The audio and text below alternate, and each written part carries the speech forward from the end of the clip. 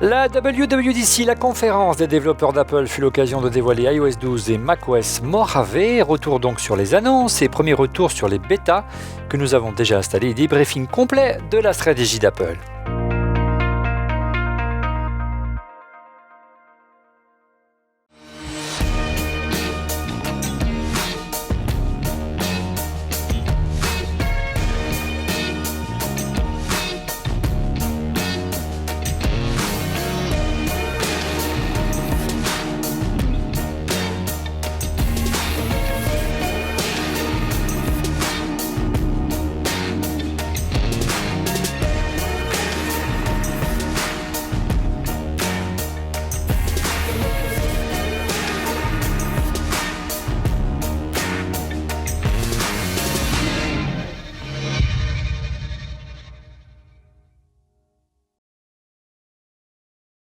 Bonjour à tous, vous regardez Refait le Mac alias ORLM, très heureux de vous retrouver à 42, l'école qui forme les futurs talents de la tech. Je vous rappelle que vous retrouvez le débat high-tech chaque semaine sur notre site www.onrefaitLemac.com. Vous retrouvez ORLM également sur nos chaînes Dailymotion et YouTube. Je vous invite à vous abonner et à cliquer sur le petit pouce. Sur iTunes et podcast, bien sûr, en HD ou une version audio. Nouveauté, une version audio que vous retrouvez également sur TuneIn, pratique pour écouter ORLM sur des enceintes Sonos. Sur notre app ORLM pour iOS disponible sur l'App Store pour iPhone et iPad, mais aussi pour l'Apple TV. Enfin, n'oubliez pas de suivre On refait le Mac sur Facebook, Twitter, mais aussi désormais sur Instagram. En préambule, un grand merci à vous qui nous avez suivis lundi soir pour notre couverture en live. Vous étiez très nombreux à nous suivre en direct. Cela fait chaud au cœur et encore une fois un grand bravo aux équipes de 42 et d'Electric Dreams pour leur remarquable travail. En plateau, dès la fin de notre live, il s'est précipité sur le site d'Apple afin de télécharger iOS 12 et de l'installer sur ses iPhone 10. Notre consultant en stratégie numérique, toujours en quête des derniers objets tendances, Stéphane Zibi. Bonjour Stéphane. Oui, bonjour Olivier, bonjour à tous. Oui, j'ai installé l'iOS 12 sur les iPhone 10, bien sûr, mais aussi sur l'iPad. En duplex depuis Lausanne et la rédaction de Mac Forever, il a fait encore plus fort que Stéphane puisqu'il a déjà adopté non seulement iOS 12 mais aussi macOS Mojave et même WatchOS 5, autant dire que sa montre ne peut plus lui donner l'heure. Pour lui le Mac, c'est pour toujours. Didier Poulicani de Mac Forever. Bonjour Didier.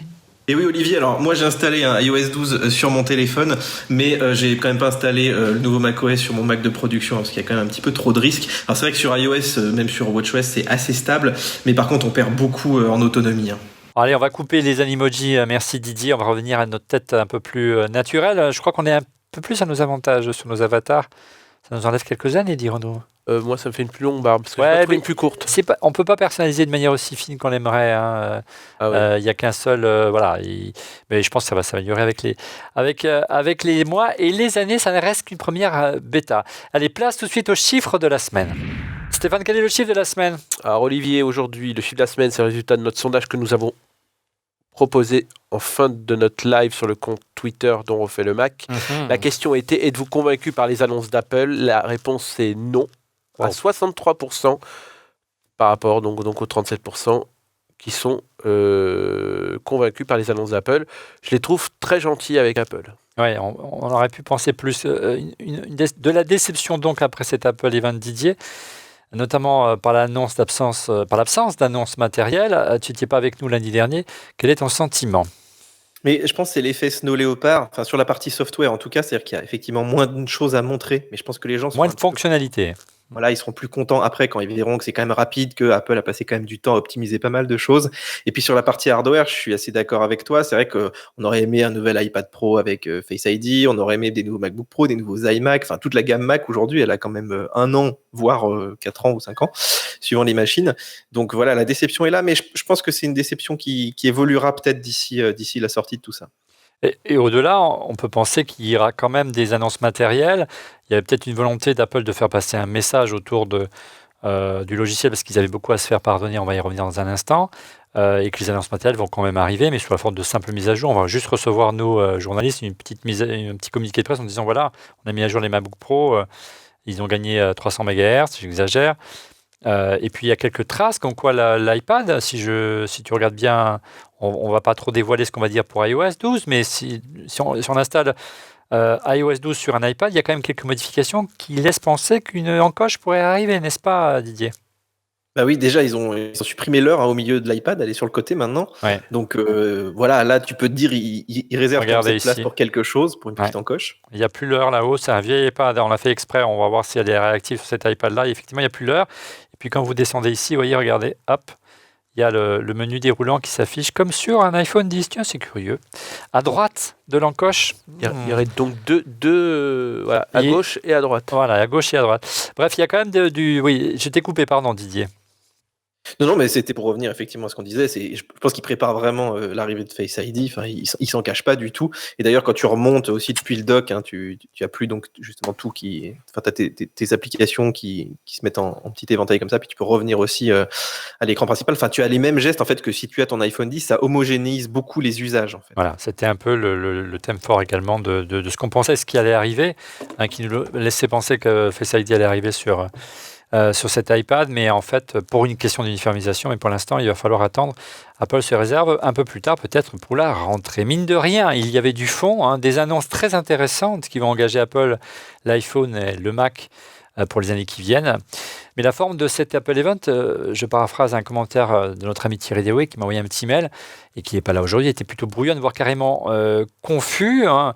On va tenter de remettre tout cela en perspective. Mais c'est vrai que la présentation, voilà, c'était une Apple Event avec une ambiance assez particulière, Didier. Hein. À trop vouloir dire de choses, voilà, le message est plutôt mal passé, j'ai l'impression. C'était assez brouillon. On a eu du mal, nous, en tout cas, en plateau. Hein. Oui, puis en fait, c'était aussi un peu long parce que, en fait, effectivement, il y a pas les annonces hardware qu'il y avait eu l'an dernier, donc déjà, tu enlèves ça en termes de temps. Et puis, il y avait beaucoup moins de nouveautés, c'est vrai, pour chaque OS. Et du coup, ils ont fait traîner en longueur. Il y a eu des petits exemples. Moi, je me rappelle tout le passage aussi où tu as la jeune femme là qui est sur son vélo, qui est en train de faire du vélo, mais ça me rappelait les démos de GarageBand avec John Mayer il y a quelques années. On n'en pouvait plus, quoi. Alors, on reviendra sur cette stratégie de communication et sur la manière dont Apple aborde ses conférences en fin d'émission. Soyez au rendez-vous tout à l'heure en fin d'émission. Alors, on va essayer de tirer quand même le bon grain de livret et revenir en tout cas sur les annonces principales de Tim Cook lundi dernier. Mais d'abord, place à notre sponsor, un clin d'œil à notre parrain Crucial et à son dernier SSD, le Crucial MX500. Il est désormais disponible en différentes capacités jusqu'à 2 Tera et se décline en deux formats, 2,5 pouces et M2, et profite de l'efficacité de la technologie 3D NAND nouvelle génération. 2 microns, facile d'installation, il s'adapte à la plupart des anciens Mac. L'utilisation du scanner système Crucial permet en effet de garantir la compatibilité du SSD avec un ordinateur d'Apple. Pour doper ses performances et démarrer votre Mac en quelques secondes, sachez qu'il est garanti 5 ans et que sa livraison est gratuite et la qualité est micron pour un niveau de fiabilité supérieur. iOS 12 va déjà plus vite qu'iOS 11. Oui, on est vraiment dans une cuvée de transition, Didier. Moins de nouveautés, moins de fonctionnalités cette année, mais un gros travail d'optimisation. C'est vraiment la tendance. Hein. Tu l'as vu sur la bêta, on est plus rapide sur iOS 12 que sur la version de prod d'iOS 11. Et en fait, c'est un signe puisque les bêtas, en fait, c'est pas juste des programmes qui plantent, hein, c'est aussi des versions de travail pour Apple. Donc, ils loguent énormément de choses. Ton iPhone, il fait beaucoup de choses en tâche de fond qu'il fait pas habituellement. Et du coup, de voir que malgré ça, ça va plus vite, on peut même se dire qu'ils en ont encore sous la pédale. Oui, c'est qu'une première version. C'est vraiment la surprise. Hein. C'est vraiment la surprise. Évidemment, il a tout ce qu'il a de bêta, hein, on en parlait avec l'autonomie, etc. Mais c'est vrai que, alors moi, j'ai pas essayé sur des très très anciens téléphones. Hein, je pense que c'est des tests qu'on fera un petit peu plus tard. Mais il y a des gens qui ont déjà comparé et effectivement, c'est assez impressionnant. Donc malgré tous ces calculs, et je pense que ça va être vraiment intéressant pour tous les gens qui ont pesté contre iOS 11, qui avaient à la fois les problèmes de batterie et à la fois ces problèmes de ralentissement qui étaient vraiment liés à une mauvaise optimisation. Bah là, ils auront vraiment un nouveau téléphone, c'est le cas de le dire. Allez, je l'ai martelé lors du direct. Hein, souvenez-vous, c'est un sacré engagement que prend là Apple, Stéphane. Il faut vraiment que ça marche parce que que l'utilisateur ait le sentiment que l'iPhone et l'iPad ancien modèle soient plus réactifs. Hein. On n'est plus le sentiment d'être bloqué comme on l'était auparavant et surtout qu'on ne pouvait pas réinstaller d'anciennes versions. Donc c'était vraiment un gros coup de colère justifié des utilisateurs. Moi, je l'ai installé sur ce vieil iPad. Vieil, tout est relatif. C'est un iPad Air 1, donc il a 3 ans, hein, c'est ça Didier, 3-4 ans. Depuis qu'il était passé à iOS 11, c'était pas une brique, mais simplement, vous voyez, le fait de faire ça, de lancer évidemment, il y a un écran blanc, mais c'est pas grave, parce qu'il vient juste d'être mis à jour, et simplement vouloir taper du texte et faire apparaître ce que vous venez de voir apparaître, on le mettra en incrustation, ce sera plus clair, le clavier mettait 3-4 secondes à apparaître, c'est un truc de dingue. sur iOS 11. Et là, je suis vraiment agréablement surpris. D'emblée, sur ce vieil iPad, il retrouve, je dirais, la fluidité qu'il avait tout simplement avec iOS 9, voire iOS 8. Donc apparemment, c'est étonnant. Ils ont bien bossé et on comprend pourquoi il y a moins de fonctionnalités. Ils ont vraiment optimisé. Qu'est-ce qu'ils ont pu faire pour que ça aille plus vite comme ça? Tu as une idée?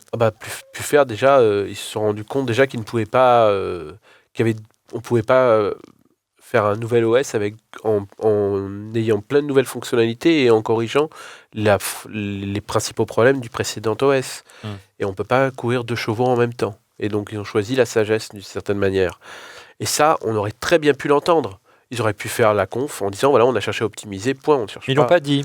Ils ne l'ont pas dit. D'où le problème de communication, le côté un peu brouillon. Ils l'ont dit au début, oui, il y aura 40% plus vite, etc. Machin, c'était des chiffres, etc. Mais il aurait pu être plus clair en disant non, il n'y aura pas trop de fonctionnalités. Et en fait, ils ont tellement insisté sur des fausses fonctions ou des choses qui ont, voilà, Apple News, ok, Apple News, ils l'ont répété 2 fois, cette pauvre dame qui faisait du vélo et compagnie, on en parlera à la fin, bien évidemment, mais... Ouais. Mais c'est vrai qu'on ne peut pas courir 2 chevaux en même temps aujourd'hui, vu maintenant le haut niveau d'attente des utilisateurs. Il y a eu une fronde entraînant entre le Batterygate. Il fallait le corriger, il faut le corriger. Et quand on a ce type de choses, ils ont pris la bonne décision, et je pense que c'est l'excellente décision. Et je pense que Thierry, bon, tu l'as vu, parce qu'on est à peine sortir du plateau, je l'ai installé, et j'ai fait waouh. Et le premier truc que j'ai envoyé comme message, j'ai dit, pour la première fois, je vais installer mon iOS 12 sur mon iPhone principal. Ce qui est quand même la première fois que ça arrive. On ne conseille pas quand même. Hein, mais on ne conseille pas, mais c'est vrai que c'est quand même assez fabuleux. Donc les bêtas publics ne sont pas encore là. Non, elles arriveront au moment de la Golden Master, je pense. Didier, il va arriver dès le mois de juillet, non, je pense qu'il faut attendre la Golden Master au public. Hein. Didier mais les bêtas publiques, elles arrivent quand même assez vite. Rapidement. Ouais, elles arrivent 2-3 semaines. Des fois, ils attendent un petit peu quand même qu'il n'y ait pas de bug majeur. Voilà. Là, par exemple, on défriche les développeurs vraiment en amont. Je n'ai jamais reçu les bêtas publiques, j'ai toujours été développeur. C'est pas bien grave.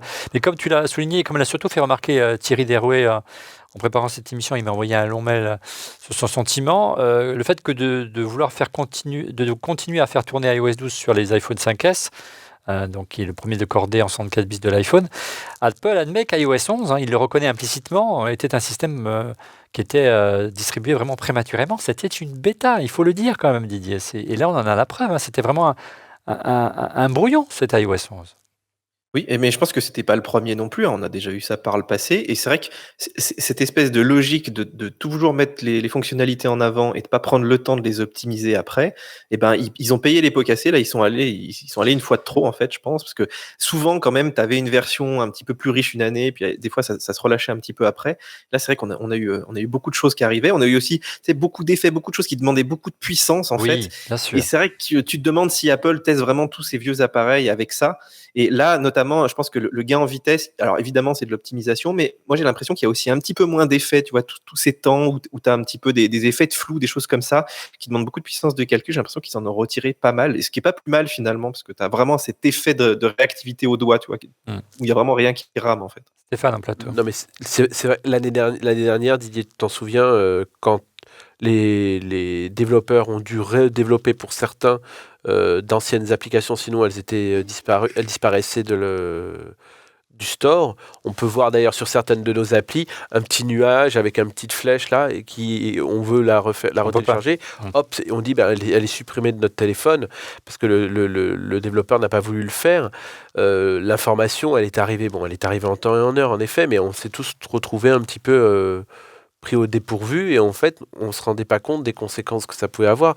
Quand on fait des changements comme ça, il n'y a pas l'accompagnement. Et donc là, je trouve que là maintenant ça va être plus fluide, les gens vont être contents, les applis vont pas planter et ça va être plutôt une bonne chose. Et au-delà, pour encore une fois éventer la fin de l'émission, mais j'aurais aimé qu'ils assument et qu'ils annoncent la couleur d'une manière un peu plus claire, que Tim Cook monte sur scène ou Craig Federighi et disent non, il n'y a pas eu de Batterygate, non, arrêtez la théorie du complot, il n'y avait pas un accident industriel avec iOS 11, si, mais il n'y avait pas en tout cas une volonté d'Apple de forcer au renouvellement de ces anciens modèles. Simplement, on s'est planté. On a fait un système d'exploitation qui est trop lourd, qui était déjà trop lourd pour les nerfs plus de l'iPhone 10. Alors imaginez sur un iPad Air de première génération comme j'ai ici, voilà. Et ils auraient dû le dire sur scène. Ils auraient dû faire un amende honorable. Et ça, vraiment, je l'ai regretté. Et au moins, on aurait compris pourquoi. Eh ben, il n'y aurait pas eu cette déception autour des fonctionnalités. Et pour terminer, je pense sur ce sujet, rapidement sur ce que tu viens de dire là, mais si on teste aujourd'hui la bêta de l'iOS 12, donc c'est-à-dire que iOS 11 c'est une alpha finalement. Oui, c'est une alpha. Non, mais c'est vrai. Mais terrible, non ? On va voir que y a des choses intéressantes. C'est vrai que c'est la première fois depuis qu'on a la possibilité de tester, et Didier vous l'a dit, des bêtas dès sa sortie, qu'un système est aussi stable et notamment plus rapide que la version précédente. De prod. De prod, ça semble assez étonnant. Donc il y a véritablement un message à faire passer et ils n'ont pas été très clairs sur la manière dont il fallait le faire passer. Bon, avant de passer au registre des nouvelles fonctionnalités, un point un peu passé inaperçu sur iOS 10 sur l'iPad, donc on le disait. Ce dernier se prépare à l'arrivée de Face ID. Tu as fait une vidéo, Didier. On voit effectivement, on en parlait brièvement tout à l'heure, le petit menu qui apparaît à droite. Tu crois véritablement qu'une version avec une encoche devrait quand même, malgré tout, arriver prochainement, à la rentrée plutôt ? Ah oui, moi j'en suis sûr, sans bouton, sans encoche. Et je pense que même on aura une vraie rupture de design. Parce qu'un iPad bord à bord, ça peut être assez magnifique quand même. Ouais. Peut-être pas de l'OLED, mais du LCD. Hein. Voilà, et puis l'abandon du bouton. Mais après, voilà, là, c'est un petit peu l'inconnu. C'est peut-être aussi pour ça qu'ils l'ont pas annoncé là. C'est qu'il leur manque peut-être. Ils ont peut-être encore des problèmes de production. Il n'y a pas eu non plus de fuite de coque d'iPad, de choses comme ça. Voilà. Donc ça devrait plutôt arriver à la rentrée logiquement. Hein. Là, c'est un peu tard. Ils vont pas. Ça semble assez logique. Il y aura peut-être un event en octobre, comme il y a 2 ou 3 ans, il y avait le lancement d'iPad au mois d'octobre et en septembre le lancement des iPhones. On y reverra. On a fait un petit parenthèse là-dessus parce qu'effectivement, il n'y aura pas de visiomètre cette semaine. Après une keynote, on ne va pas vous remettre des rumeurs, mais on voulait faire quand même le point sur les iPads parce qu'on en attendait beaucoup de ce côté-là. Il n'empêche donc les nouvelles fonctionnalités sont quand même arrivées et puis elles étaient assez attendues. À commencer par les notifications groupées, le fait de regrouper des notifications par application et non plus empilées les unes sous les autres. Stéphane, tu as essayé tout de suite. Qu'est-ce que tu en as pensé ? J'ai trouvé ça super. Maintenant, en gros, j'avais ça sur Android. Sur Android, je trouvais ça très bien. Maintenant, je l'ai sur l'iPhone. J'ai la même gestuelle. Heureusement que j'ai les coques qui permettent de les différencier. Maintenant, je ne saurais plus qui est quoi. C'est ça. Ouais, c'est aussi un risque pour Apple parce que quelqu'un qui est sur iOS pourra aussi migrer plus simplement sur l'interface d'Android. Hein. Si le téléphone est beaucoup moins cher, là, je pense que là, donc, ça va le faire. mais là, voilà, ça double tranchant. Hein. Voilà, là, je pense on commence à avoir une sorte de clonage. Je pense que ça fera l'objet peut-être d'une émission parce qu'en plus, j'ai vu le Mi 8 de Xiaomi qui est l'exact clone. Modulo les couleurs des iPhone 10. Je pense que là, on commence un peu à rentrer tant au logiciel qu'en matériel encore plus dans le... Gare Switch, mais dans l'autre sens. Là, ton sentiment, Didier, sur ces notifications notamment ? Oui, c'est assez pratique visuellement, je trouve que c'est plus agréable. Par contre, c'est vrai que, alors on peut revenir à l'ancien système appli par appli. Ouais.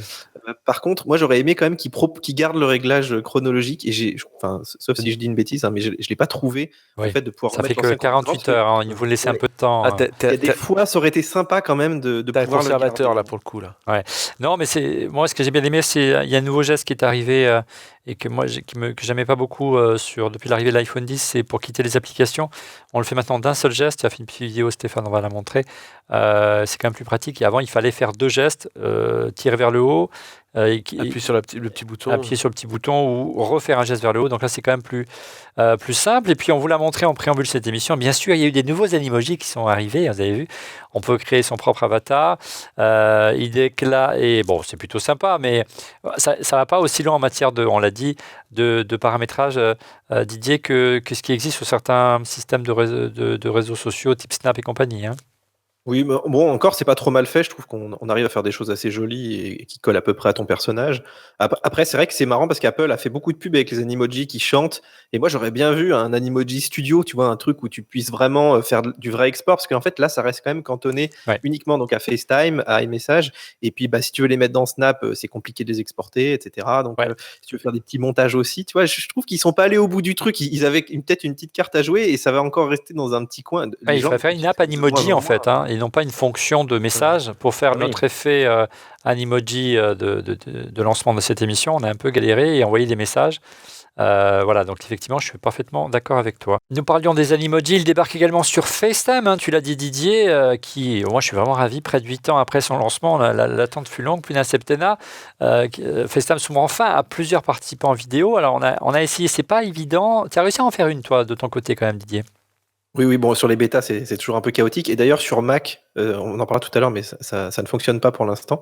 Donc, c'est vrai que c'est encore en test. Mais c'est marrant parce que ce truc, moi, j'ai l'impression qu'ils l'avaient en stock, c'est dans leur carton. Ils se sont dit, bah, voilà, une année où on a un peu rien à présenter, on va enfin le mettre. Parce que, quand même, tout le monde fait ça depuis 1000 ans. Ouais. Pourquoi ils ont mis autant Ça m'a fait penser à un chanteur qui a un album avec 7 chansons. Il lui dit, bon, bah, il cherche 3 anciennes et hop, ça lui fait 10, quoi. Oui, mais encore une fois, il fallait des nouvelles fonctionnalités, mais comme l'essentiel du travail était sur l'optimisation du système, il s'est dit, tiens, on va écouter enfin nos utilisateurs, on va sortir quelque chose. Allez, on va essayer, messieurs. Stéphane, tu essaies de nous appeler? Tout à fait. Alors, on regarde. Moi, je réponds à ton appel. Ah bah ça y est. Alors, je baisse. Tu baisses le son chez toi. Voilà, donc tu m'as. Et tu as Didier. Magnifique. C'est magique. Je suis ravi. Donc voilà. Et on peut. Jusqu'à combien d'interlocuteurs? 32. Alors, a priori, 32, ouais. Bon, ça va être un peu compliqué sur un écran. T'imagines ça sur un iPhone 5S? C'est ce que ça peut donner? Tu peux mettre des petits effets. Alors, je sais pas si ça va fonctionner. Voilà, là, je pense que tu es ambitieux, hein, les effets. Mais on va essayer, mais je vais mettre l'animoji. Moi, j'ai mis l'animoji, mais je vais tout faire planter. Hein. C'est une bêta. Ça, c'est, voyez, c'est le. Voilà, moi, j'ai tout planté. C'est le vice du testeur qui en veut toujours un peu plus. Voilà. Moi, je ne peux pas. Vous voyez mon emoji ou pas? Non, pas encore. Moi, j'ai mis le mien. Hein. Ouais, bah écoute, bon, bref. Vous avez compris le modèle, on va couper. Merci, messieurs, c'est formidable. J'aimerais bien sortir de là, voilà. Et on va revenir au déroulé de cette émission. FaceTime, donc, c'est presque une nouvelle app, mais il y a de vraies nouvelles apps, un peu plus... on ne l'attendait pas, celle-là s'appelle Mesure et Misure. Je ne sais pas s'ils vont la traduire, celle-ci, qui est une manière de matérialiser la greffe de la réalité augmentée au sein de iOS. C'est plus réservé qu'aux jeux, Didier. Bah oui, c'est pour nous dire enfin, regardez, ça sert à quelque chose. Donc ça permet de mesurer alors des petites choses ou des grandes choses. Hein, si tu veux mesurer par exemple une pièce ou même des petits objets. Alors nous, on a fait des tests. Je dirais que c'est à peu près juste. C'est-à-dire que quelque chose qui va faire, mettons, 18 cm, il peut te le mettre à 16 ou 17. Donc, c'est pas de la précision, mais ça donne un ordre d'idée. Par exemple, t'es chez Ikea ou des choses comme ça, tu peux aller assez vite voir les mesures. Par contre, si t'as des meubles chez toi, fais pas ces mesures avec ça pour aller chez Ikea après, parce que... Ouais, il manquait quelques millimètres, ça donne une idée. Hein. Mais on avait vu des apps qui permettaient de faire ça pour mesurer les volumes des pieds, etc. Mais ça ouvre quand même d'autres perspectives, d'autres horizons. C'est vraiment pour inciter les développeurs à les utiliser. C'est ça l'enjeu pour Apple. Hein. Bah, en fait, c'est là j'ai vraiment il faut pas oublier qu'on était donc à la WWDC qui est la conférence des développeurs. Ils sont là pour susciter l'envie ou donner des idées pour que derrière les fonctionnalités puissent fleurir. Et ça c'est quelque chose qui est réussi. Après, la petite valise d'étudiants avec tous ces autocollants qu'on n'utilise plus parce qu'aujourd'hui, voilà. Le baise en ville. Oh, c'est un énorme. Celui-là, je ne mettrai pas de S. Oui, c'est clair. Voilà, mais ce que je veux dire par là, pour cela, c'est réussi. Que ça donne une idée très bien. Voilà, il ne faudra pas que ça remplace le bon vieux maître. À moins qu'ils améliorent le système et on verra ça en septembre. De la réalité augmentée, des AirKit 2.0, nous y reviendrons dans une mission dédiée à 100% iOS dès la semaine prochaine. On ne peut pas en moins de 48 heures faire le tour de la bêta d'iOS, ce ne serait pas raisonnable. Pour finir sur ce registre d'iOS, il y a eu quand même quelques surprises avec la réécriture d'applications laissées de côté depuis très longtemps. Et c'est encore une fois un message d'Apple, Didier, selon toi?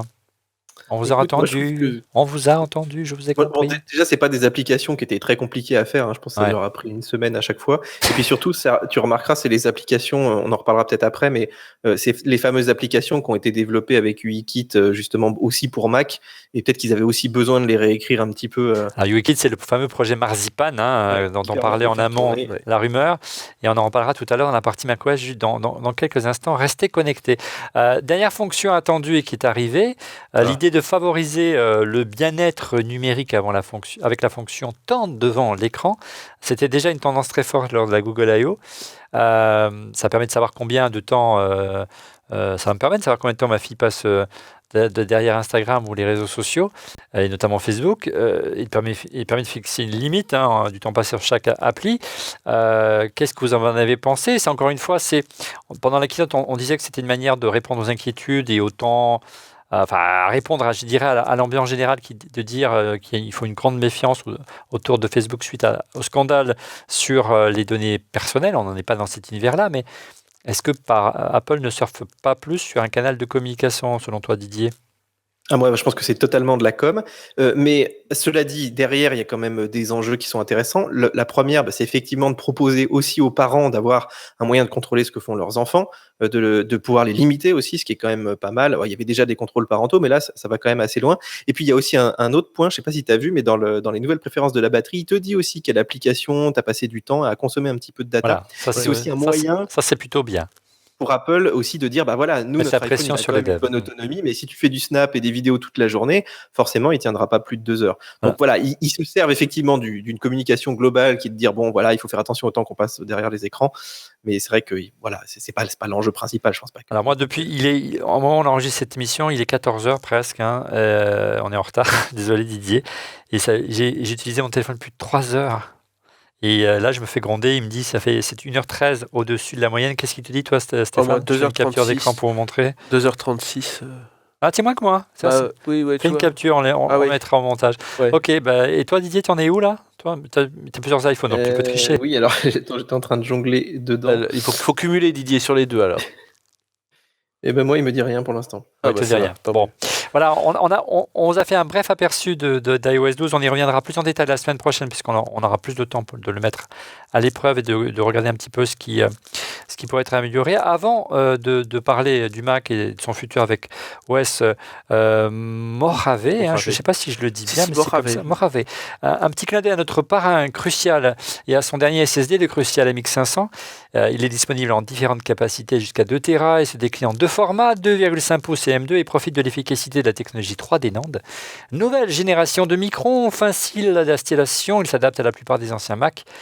L'utilisation du scanner Système Crucial permet en effet de garantir la compatibilité du SSD avec un ordinateur d'Apple pour doper ses performances et démarrer votre Mac en quelques secondes seulement. Sachez qu'il est garanti 5 ans et que sa livraison est gratuite. La qualité micron pour un niveau de fiabilité supérieur. Place à macOS 10 Mojave. macOS Mojave dessine le futur du Mac. Pas de fusion entre iOS et macOS, souvenez-vous de cette image, mais les nouvelles perspectives offertes aux développeurs de créer des apps communes iOS et macOS y ressemblent quand même furieusement. Le fameux WebKit. Est-ce que tu peux nous en dire quelques mots, Didier? Tu n'étais pas avec nous lundi. Donc c'est la matérialisation du projet Marzipan, le fait de développer des applications communes aux 2 plateformes. Oui, on en parlait déjà il y a 1 an, mais finalement, ce sera plutôt l'année prochaine pour les développeurs, donc les développeurs iOS qui pourront adapter facilement leurs applications. Et Apple a dit, cette année, on vous propose déjà de le faire, mais uniquement nous, sur certaines applications assez simples, comme Apple News, comme les mémos vocaux, comme la bourse, qui effectivement, donc tu les retrouves sur Mac. Alors, c'est assez rigolo parce que moi, je trouve que ça fait très bricolé. Je trouve que t'as l'impression qu'il tourne un peu dans une espèce de simulateur. Comme si c'était un navigateur, quoi. Voilà. C'est plus proche du simulateur de Xcode, puisqu'en fait, tu retrouves des objets d'iOS, par exemple les boutons, par exemple les petits trucs que tu tournes là pour avoir les horaires, par exemple, qui fonctionnent avec la molette de la souris. C'est assez rigolo. Donc, ils ont dû transformer en fait toutes ces interfaces pour les adapter à l'interface du Mac, à la souris, au clavier, etc. Et franchement, je m'attendais à quelque chose de beaucoup plus abouti, puisque effectivement, c'est des applis relativement simples, donc relativement faciles à faire, mais quelque part, tu as vraiment l'impression que c'est pas bien intégré au Mac. Donc c'est une espèce de cheveux sur la soupe. Et je sais pas si tu te rappelles, il y a quelques semaines, on se disait, tiens, ça pourrait être les prémices d'un Mac ARM avec tout qui fusionne. Moi, je trouve que c'est pas du tout le cas. C'est qu'effectivement, on aurait envie des fois d'appuyer sur l'écran alors qu'il faut le faire avec la souris. C'est un peu bricolé. Et je vois ça un peu comme un cheveu sur la soupe. Et j'imagine pas, par exemple, des très grosses applis utiliser ces frameworks. Alors, dans l'état actuel, évidemment, Bien ça sûr. peut évoluer. Mais moi, l'année prochaine, ils auront quelque chose de plus construit, quoi. Moi, je suis pas du tout d'accord avec toi, Didier, mais on verra si Stéphane me contredit ou pas. Je pense qu'on est juste au début d'un process et qu'on y va tout droit vers la fusion d'iOS et de macOS, vers un système hybride. Mais il faut négocier le virage. Voilà, la courbe est juste initiée cette semaine par Apple. Et d'ici 1 an, 2 ans, on va voir peut-être avant, parce que ça va très vite avec Apple. On verra arriver des machines qui permettront peut-être de gérer le tactile. Du moins, je le souhaite. Moi, je vous pose une question, parce que vous connaissez par cœur toutes les WWDC, tous les deux. Non, pas par cœur, mais pas loin. Est-ce qu'ils ont déjà est-ce qu'ils ont déjà fait une slide comme ça, Prospective ? où en gros ils posent une question. Et ils disent, est-ce que les apps iOS vont être fusionnées avec macOS ? Point d'interrogation, et la réponse était non directement. Ils ont posé la question, tu te rappelles ? Il y avait une... Oui, on l'a vu, oui. Est-ce qu'ils l'ont déjà fait ? Comme ça. Pas comme ça. Il y avait du temps, justement, la dernière grande migration entre Intel et le PowerPC, donc quand Intel a remplacé le PowerPC. À l'inverse, il y avait, en gros, je vous paraphrase, on mettra les images d'archives, Steve Jobs qui disait, vous avez attendu les rumeurs, l'arrivée de la puce Intel dans le Mac, et on voit arriver True avec le E du logo d'Intel. Ok. Voilà, donc, bon, mais encore une fois, c'est pas la première fois qu'ils se contrediraient. S'ils mettent des applications iOS dans le Mac, c'est qu'il y a une raison, bon sang de bois. Il faut quand même, juste je te coupe, Olivier. Oui. Ils ont dit qu'ils n'allaient pas fusionner iOS et macOS parce que forcément, il y en a un, il est tactile, l'autre, il a une souris. Ça, c'est sûr. Oui. Mais par contre, est-ce qu'ils fusionneront pas quand même des fonctions, des applications et en fait un peu tout l'écosystème ? Il y a quand même un petit peu de marge au milieu. Ils ont posé la mauvaise question, en fait. Ouais. Ils ont posé la mauvaise question, ou non, plutôt ils ont fait exprès peut-être de poser cette question-là, parce que c'est une façon de rassurer les développeurs d'une certaine manière, et les marques, parce que derrière ceux qui ont payé les développeurs, ce sont les marques. On peut pas remettre, je sais pas combien ceux qui ont dépensé par exemple, pour MyCanal, qui est une des meilleures. C'est pas parce que c'est une agence qu'on connaît bien qui l'a développée, avec qui je viens juste de prendre un café, qui l'a fait, ils ont dépensé beaucoup d'argent. Imaginez, il faut redévelopper à horizon 2020 l'intégralité, alors qu'ils ont dépensé des centaines de milliers d'euros là-dedans. C'est pour les marques, ils auraient un petit peu difficilement accepté. Mais tu sais très bien, tu es mieux placé que moi pour le dire, que c'est une fuite en avant de développement. Tous les 6 mois, presque ton application, il faut la jeter à la poubelle. Quoi. Non, mais le fait de se dire que créer une app universelle, parce qu'en fait, donc justement, c'est une app universelle, mais tu vois, une app universelle qui soit disponible sur ton ordinateur, sur ton iPad, sur tes iPhones et sur ton Apple TV. Ça viendra sur l'Apple Watch bientôt. Et sur l'Apple Watch, si elle est faite pour ça. Mais ça viendra, t'inquiète pas. Non, mais imagine, tu regardes ta télé sur ton Apple Watch avec une seule appli. Là, d'un seul coup, les gars, il va dire, ah ok, je vais dépenser une fois et je vais être... Voilà. Et donc là, la phrase que moi j'adore depuis 2011, qui est de dire voilà, les services, on voit la qualité d'un service quand il est bien fait et quand il est sur entre guillemets tous les écrans, c'est que les écrans ils deviennent transparents et on ne pense plus où on le regarde. Ouais. Là, et donc là, on n'aura qu'une. Sauf qu'avant, on était obligé de développer l'équivalent de 5 fois. Là, on développerait qu'une fois. Et là, d'un seul coup, là, ce serait acceptable. Mais là, le temps qu'on arrive à là, donc un truc hybride. Je pense qu'il faudra un peu de temps et d'accompagnement, je l'ai déjà dit, mais c'est quelque chose qui est... moi, ça, s'il commence comme ça, ne serait-ce que visuellement avec le store... Qui a été mis à jour. Et déjà à répondre sur scène à la question, il y aura sûrement lors de la WWDC, peut-être même avant la fin de celle-ci, peut-être il y aura quelques indices, je sais pas. Il faut quand même derrière mettre en place une plateforme matérielle, mais en tout cas, pour s'y préparer, il faut quand même instaurer un process, et c'est peut-être un signe avant-coureur. Bon, là, peut-être on s'enflamme un petit peu, mais il y a quand même, tu le disais sur le fait que le Mac App Store reprend l'interface de l'App Store. Alors bien sûr, ça va le rendre plus sympathique, ça devrait doper un peu son trafic, ça ne doit pas être difficile parce que ce n'était pas un franc succès. Mais on peut se dire aussi que c'est un pas non seulement de rapprochement d'iOS et de macOS, mais un pas, Didier, vers une possible unification des stores, tout simplement. Parce que si tu as une application unique, tu choisiras juste la plateforme, tu l'achèteras une seule fois, et tu la choisiras pour toutes les plateformes Apple, que ce soit le Mac, l'iPhone, l'iPad, l'Apple TV, pourquoi pas l'Apple Watch. Oui, bon, faut savoir que techniquement, quand même, d'avoir l'appli unique, ça n'existe pas parce que tu vas pas installer une appli qui a tous les, par exemple, Bien tous sûr. les graphismes de l'Apple TV sur ton Apple Watch, ça rimera à rien. Donc, Non, ça mais restera, oublions l'Apple ça Watch. restera une appli. Oublions l'Apple Watch parce qu'il n'y a pas d'App Store sur l'Apple Watch aujourd'hui. On passe Non, par bien live. sûr. Mais Ce que je veux dire, c'est que c'est plus bon, des facilités de développement. on le voit entre l'Apple TV et iOS aujourd'hui. Hein. Ouais. Mais c'est plus des facilités de développement pour les développeurs que vraiment, voilà, toi, tu pourras acheter aussi ton app, tu auras l'impression d'en acheter qu'une et puis elle se déploiera partout. Bien Ça, sûr. effectivement, je suis assez d'accord avec toi. On a quand même vu des. Alors voilà, on va quand même suivre ce dossier parce que je pense qu'il va faire beaucoup d'encre et moi je ne désespère pas de voir arriver un Mac tactile. Moi j'ai pas envie que le Mac disparaisse bien sûr, mais voilà, il faut avancer et je pense que les nouvelles générations ne sont pas forcément taillées pour travailler avec un clavier et un trackpad uniquement, ça doit être là, mais aussi avoir du tactile. Bref, il y a eu quand même des bonnes avancées surprises ergonomiques. Celles-ci, on les entendait pas du tout.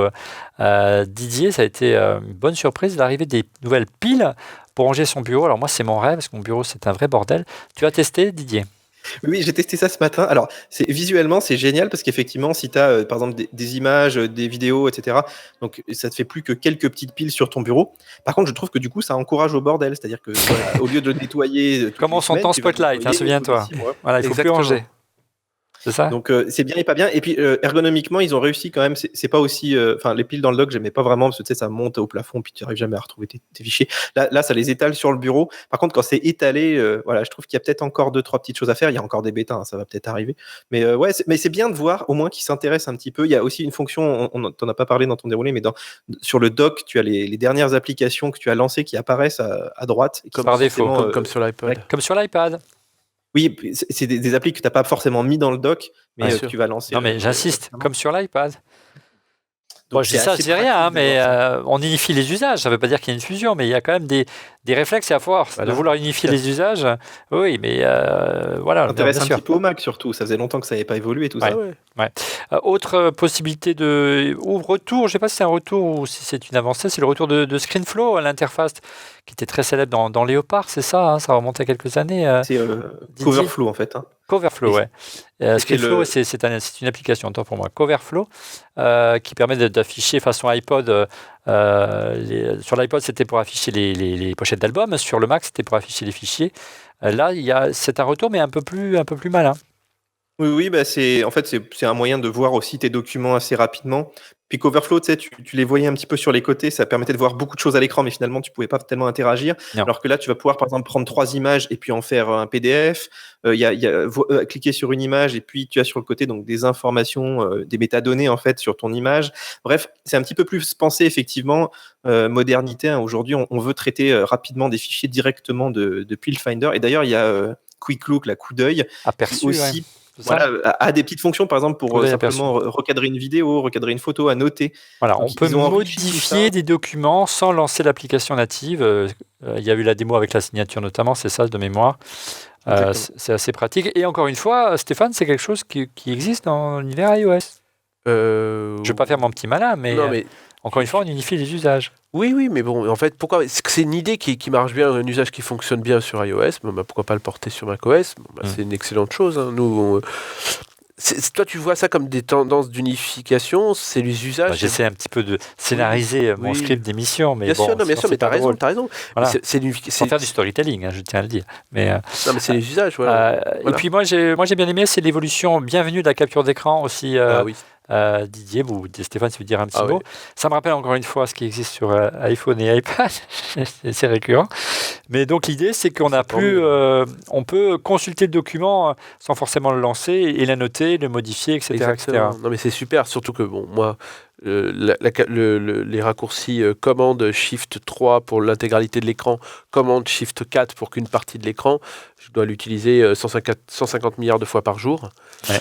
Donc qu'on puisse faire des choses, qu'on puisse faire des annotations, qu'on puisse faire des focus et que ce soit très simple, c'est vraiment quelque chose qui est très souhaitable et qui m'a même fait presque hésiter à le mettre à jour. Mais j'ai lu un tweet très tard de Didier qui m'a plutôt incité à pas le faire pour le moment. À faire la mise à jour de Morave, d'attendre un petit peu. Sa machine de prod. La machine de prod, on ne sait jamais. Ouais. Qu'est-ce qu'on peut conseiller? C'est plutôt l'installer sur un disque dur externe, Morave, si on veut faire des tests. Mais avec mon truc, non. Oui, avec ton MacBook, tu vas avoir du mal. Mais si on a un conseil à donner, mettez-le sur un disque externe un peu rapide, c'est ça? Un SSD? Écoute, moi, ça a planté sur le disque externe sur mon nouveau MacBook Pro Ah. la 2016. Et pour arriver à l'installer, j'ai dû passer par un dock Thunderbolt, sinon il ne voulait pas démarrer. Donc, tu vois, c'est encore vraiment très capricieux.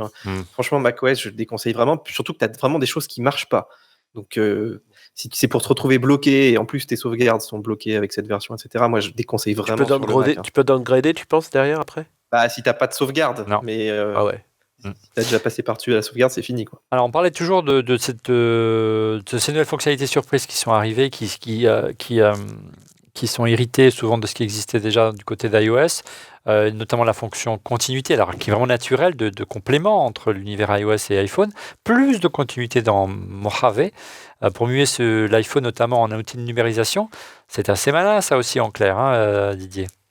Oui, par contre, ça marche pas sur la bêta, j'ai pas encore pu tester, mais c'est vrai que le copier-coller, le AirDrop, toutes ces fonctionnalités qui font que ton iPhone maintenant il a beaucoup de qualité que ton Mac n'a pas, de se connecter à la 4G, de pouvoir prendre des bonnes photos, donc d'arriver à surtout que ce soit fluide, parce qu'aujourd'hui tu veux prendre une photo, l'envoyer sur ton Mac, il y a le partage AirDrop et tout, mais ça reste quand même long. Donc l'idée de se dire tiens, je suis sur mon Mac et je veux juste appeler mon iPhone pour qu'il me fasse une photo puis ça le déclenche tout seul, c'est quand même une super idée. Et je pense que tous ces trucs là on en veut de plus en plus puisqu'on a quand même des usages un petit peu qui se rejoignent sur les deux produits en fait. Et je dirais la continuité ultime, qui permettrait véritablement de voir une complémentarité vraiment géniale entre l'iPhone et le Mac, ce serait de voir arriver Face ID, d'utiliser le Face ID de son iPhone 10 pour déverrouiller son Mac, tout simplement. On regarde son iPhone, le Mac se déverrouille.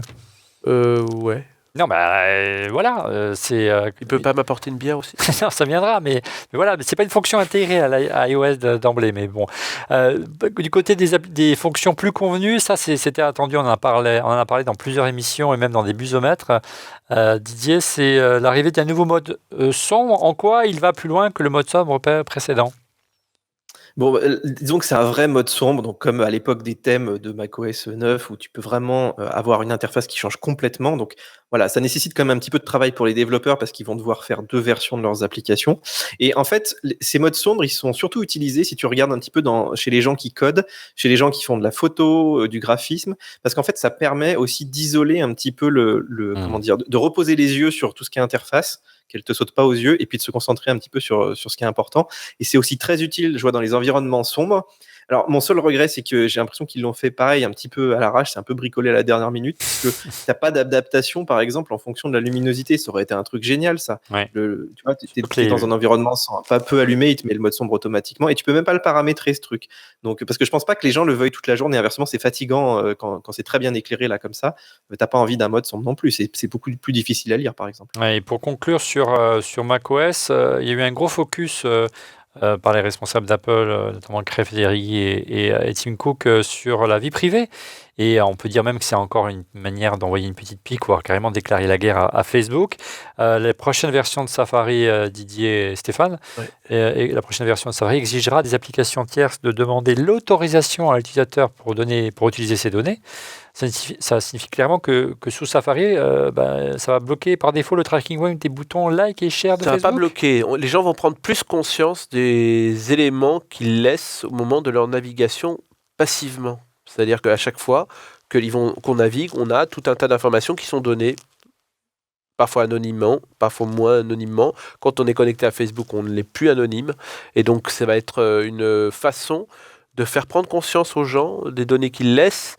Et c'est sûr que par rapport à ce qui s'est passé ces dernières semaines, sachant même que Facebook, là, il y a un autre petit scandale qui s'est greffé, c'est que Facebook aurait permis à certains grands du numérique de pouvoir avoir accès à encore plus de données que d'autres.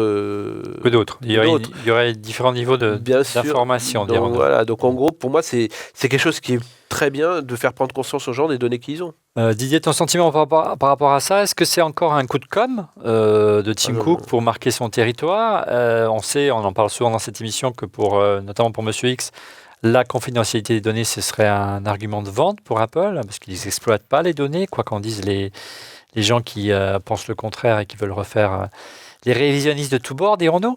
Quel est ton sentiment par rapport à ça? Moi, je suis d'accord avec Stéphane. Je trouve que c'est un vrai débat de société en ce moment, les données personnelles. C'est-à-dire qu'il faut une prise de conscience pour les gens qui comprennent que les données, ça a de la valeur, que des entreprises les exploitent pour se faire de l'argent derrière, et que c'est un modèle économique qui est légal là aussi. On peut accepter ou non, mais c'est vrai que c'est bien d'avoir le contrôle sur ce qu'on donne. Après, c'est vrai que cette philosophie derrière d'Apple de dire, finalement, c'est moi qui contrôle les produits, donc c'est moi qui contrôle finalement le business de tout un tas de boîtes qui vivent sur ces données personnelles. Et c'est là où je trouve que ça devient un petit peu dangereux. Et moi, je vois, dans tous les métiers, nous, on évolue, où en fait, le web a été fondé comme ça sur la gratuité, entre guillemets, où effectivement, on revendait de la donnée, de la pub, tout un tas de choses comme ça. Et Tim Cook, lui, quelque part, dans l'absolu, préférait une espèce de retour au web payant, à l'époque du Minitel, où tu payais pour ce que tu consommais, finalement, ce qui est un peu la logique d'Apple. Et derrière, tous ces services qui étaient gratuits, financés par la pub, ce qui permettait aussi à tout un chacun d'avoir des recherches Google, aujourd'hui, d'avoir tout un tas de services comme Facebook, et tu as raison. Hyper gratuit. Il y a quand même beaucoup de services.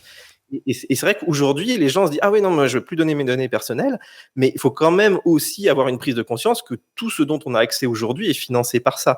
Donc, voilà, il faut trouver le curseur. Aujourd'hui, il faut savoir quand même que toutes ces limites que met Safari, ça met quand même à mal tout un business qui est aujourd'hui de la publicité. Enfin, il y a énormément de valeur derrière. Il y a des boîtes françaises comme Criteo qui sont écroulées. On peut aimer ou pas ce qu'ils font, mais qui font quand même vivre un certain nombre de gens dans le pays et qui sont effectivement des business que Apple met vraiment à mal en fait en faisant ces fonctionnalités. Et quelque part, c'est quand même le grand Manitou du fait qu'ils ont cette interface comme ça entre deux choix, deux philosophies finalement de business. Et c'est eux qui décident quand même la façon dont vont évoluer les business de pas mal de boîtes. Stéphane, en plateau. Juste pour conclure, c'est vrai que sur ce sujet-là, la société ou l'entreprise, le géant qui aura la plus grande confiance numérique des utilisateurs sera leader. Pas seulement en chiffre d'affaires, mais sera leader en image de marque et donc en usage dès le départ. Et donc celui qui se positionne comme le Robin des Bois des data par rapport aux GAFAM, c'est en gros Google, Apple, Facebook, Amazon et Microsoft, celui qui se positionne là, c'est Apple plutôt que par rapport aux 4 autres, ils prennent, je pense, la bonne décision. Alors, sauf on va rajouter un petit curseur, qui n'était pas forcément prévu dans le script de l'émission, mais il faut à la fois, quand tu dis ne pas exploiter les données, mais Apple exploite les données de ses utilisateurs, mais ne les revend pas à des fins commerciales. Exactement. Voilà. Mais encore une fois, la meilleure des arbitres pour savoir si qui est vertueux et qui ne l'est pas, c'est certes le consommateur, mais c'est aussi qu'il y a une législation et une réglementation. Et on l'a vu en Europe, on a pris les devants avec la réglementation RGPD, et qui commence à être adopté de manière un petit peu, la jurisprudence en tout cas, par la plupart des grands groupes et compagnies aux États-Unis. Donc ça montre qu'il faut, ça reste encore une loi, un règlement qui est le meilleur juge de dire vous êtes dans les clous ou vous ne l'êtes pas. Et apparemment, il y a certains grands groupes très libertaires, dirons-nous, qui ne le souhaitent pas dans la Silicon Valley, et c'est pas le cas d'Apple. Et on peut s'en féliciter. C'est une excellente chose pour eux. Brièvement, parce qu'on va pas en passer des heures là-dessus, parce qu'on a à peu près terminé sur Mojave. Un petit mot sur tvOS. Bon, on va pas dire grand-chose, mais plutôt sur WatchOS 5. Tu l'as essayé de l'installer sur ta montre. Qu'est-ce que ça a donné, Didier ? Ça a été difficile, je crois. Ouais, j'ai passé du temps, mais je suis pas le seul. D'ailleurs, ils l'ont retiré là au moment où on enregistre l'émission, la bêta, parce qu'apparemment il y avait pas mal de gens qui avaient des problèmes. Je t'avais dit, ils voulaient l'installer juste avant le début de l'émission. Je dis non, attends. Il y a pas pour l'instant, il y a pas d'énormes nouveautés. Il y a pas mal de choses au niveau des activités. Le Talkie-Walkie, c'est rigolo. Tu peux aussi lire des pages web. Enfin bon, tu le fais une seconde et puis après. C'est ça. Ça c'est n'importe quoi. Moi, je crois surtout qu'il faut que Apple, moi idéalement, en tant qu'utilisateur fidèle depuis maintenant 3 ou 4 ans. Il faut qu'ils agrandissent l'écran de la montre. Un petit peu, pas beaucoup, un petit peu. Tu sais, il y a eu des iPhones petit format et puis c'est monté. Voilà. Vous voulez aller vers plus de consultations et plus de temps passé. Tu ne peux pas mettre un iPhone sur ton poignet. Non, mais tu as des montres qui, entre une petite Santos de quartier qui est minimaliste et une grosse Breitling avec 3 chronomètres, il y a une grosse différence de taille. Voilà, on peut trouver un juste milieu et proposer différentes tailles. C'est à l'utilisateur de choisir entre une grosse montre et une petite montre. Je voulais te faire un Talkie-Walkie avec toi. On pourra pas. On fera ça plus tard dans une autre émission. Alors, un petit mot, on vous le disait en préambule, on vous a préparé un petit chapitre maintenant sur justement quel est le sentiment autour de la communication d'Apple, autour de cette keynote. Est-ce que la com a été bruyante ? Non, brouillonne. On en parle dans ce prochain chapitre. Une keynote et une com brouillonne. Rodrigo Sepúlveda, notre chroniqueur historique, le regrettait durant le live. C'est pas vraiment une keynote dédiée aux développeurs. Quand on regarde de prime abord, Didier, c'est vrai que les annonces étaient plutôt destinées au grand public, pas aux devs. Alors, Rodrigo, il faudrait quand même qu'il aille un coup à WWDC pour se rendre compte que ça fait quelques années qu'en fait, Apple déjà le a cas. une stratégie très précise là-dessus. C'est-à-dire que la keynote est grand public, donc elle est diffusée sur le web, etc. Mais donc la keynote, c'est le matin aux États-Unis. Oui, Et c'est mondial. l'après-midi, les développeurs qui sont sur place, ils ont ce qu'ils appellent State of Union, qui est un peu, je sais plus, en France, tu vois, quand le discours de politique générale. Voilà. Ouais. Et en fait, c'est celle-là la keynote des développeurs. C'est-à-dire que celle-là, elle parle que de technique, elle parle que des nouveaux outils, etc. Et d'ailleurs, elle révèle souvent pas mal de choses à ce moment-là. Donc voilà. Et effectivement, celle-là, on la voit pas, nous, parce qu'on n'y assiste pas ou parce qu'on prend les infos derrière. Et puis aussi, c'est des infos qui sont un petit peu sous NDA, donc on n'a pas forcément le droit de les dévoiler. Mais c'est vrai que la WWDC en tant que telle, quand tu es sur place, tu vois bien cette dichotomie entre la keynote où il y a les journalistes et tout, et puis les journalistes partent, et après tu as les labs, tu as les sessions de training, tu as les cours magistraux, entre guillemets, sur les nouvelles API, etc. Et ça reste super développeur. Donc c'est vrai qu'ils en profitent pour faire un peu de com autour des nouveaux systèmes qui sont comme. Enfin, moi je vois aujourd'hui, on fait des vidéos, tu vois, sur iOS, macOS, elles sont énormément vues par des jeunes, des gens qui ont une vraie attente de savoir qu'est-ce qu'on va avoir, parce qu'Apple donne quand même très peu d'infos sur les prochains produits. Donc c'est un rendez-vous aujourd'hui qui est assez important finalement pour pas mal de gens et pas uniquement les développeurs. Donc voilà, on n'a plus d'Apple Expo, on n'a plus tous ces trucs-là. Donc c'est vrai que la WWDC, c'est un petit peu le rendez-vous annuel avec celui de l'iPhone à la rentrée, quoi. Je suis assez d'accord avec toi et c'est la raison pour laquelle moi je suis particulièrement déçu que Apple n'ait pas profité de cette caisse de résonance pour présenter un petit produit matériel pour histoire de dire bah oui, c'est aussi un rendez-vous grand public, c'est avant tout un rendez-vous grand public. Il ne faut pas oublier la bourse aussi quand même qui regarde les financiers, qui regarde attentivement ce genre de keynote. Qu'est-ce que ça a donné ça a plongé, c'est monté. Enfin, il n'y a pas eu de gros moments élastiques. Je n'ai pas regardé, je t'avoue. Voilà, donc effectivement, sur le moment, moi, je n'ai pas forcément réagi à ce que disait Rodrigo, mais il a raison sur le fond. Il n'y a pas forcément de choses qui sont développeurs, mais c'est plus le mode du développeur d'il y a 20 ans. Aujourd'hui, les utilisateurs, c'est monsieur et madame tout le monde de ces objets-là. Du temps du Mac, c'était des professionnels, c'était une machine à écrire, entre guillemets, c'était un utilitaire, le Mac, c'était pas uniquement un objet de loisir.